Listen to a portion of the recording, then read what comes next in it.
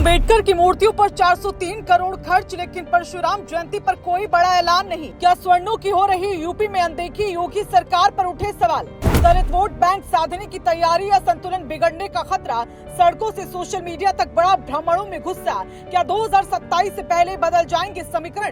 तमिलनाडु से यूपी तक ब्राह्मण प्रतिनिधित्व पर बहस तेज। टिकट नहीं, हिस्सेदारी नहीं। क्या सियासत में बदल रहा पूरा खेल?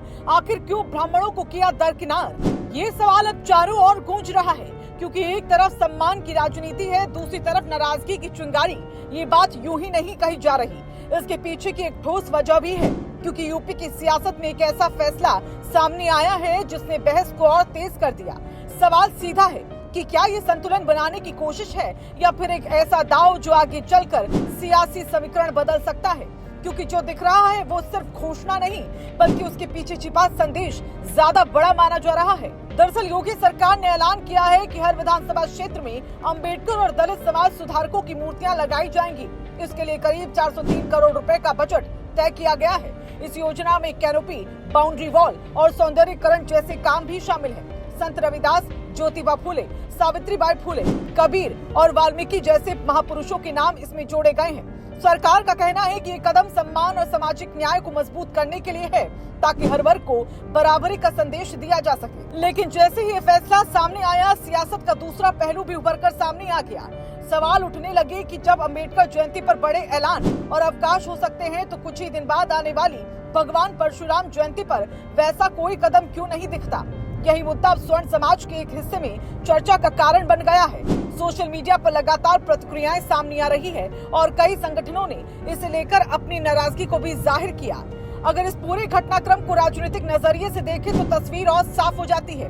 उत्तर प्रदेश में दलित वोट बैंक हमेशा से चुनावी जीत हार तय करने में अहम भूमिका निभाता रहा है। 2024 के चुनाव के बाद ये समीकरण और भी मजबूत हुआ। ऐसे में सभी दल इस वर्ग तक अपनी पहुंच बढ़ाने में जुटे हैं। माना जा रहा है कि फैसला भी उसी रणनीति का हिस्सा है, जहां सम्मान की राजनीति के जरिए एक बड़ा संदेश देने की कोशिश हो रही है। खासकर 2027 के चुनाव को ध्यान में रखते हुए इतिहास पर नजर डालें तो ये पहली बार नहीं है जब मूर्तियों और स्मारकों को लेकर सियासत गरमाई हो। मायावती सरकार के दौरान भी बड़े पैमाने पर पार्क और स्मारक बनाए गए थे, जिन पर उस वक्त बीजेपी और कांग्रेस से सवाल उठाए थे और इसे फिजूल खर्च बताया गया था। लेकिन अब वही तरीका एक नए नजरिए के साथ सामने आ रहा है। फर्क सिर्फ इतना है कि अब इसे सामाजिक न्याय और राजनीतिक संतुलन के तौर पर पेश किया जा रहा है।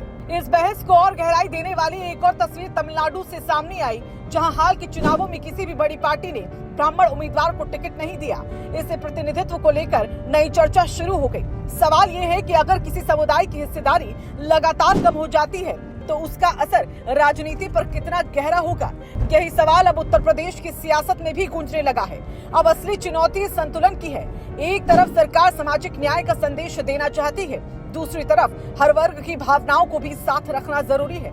अगर ये संतुलन सही तरीके से नहीं बना तो छोटी सी चिंगारी बड़ा मुद्दा बन सकती है। और राजनीति में अक्सर वही मुद्दे चुनाव की दिशा तय कर देते हैं, जो शुरुआत में छोटे नजर आते हैं।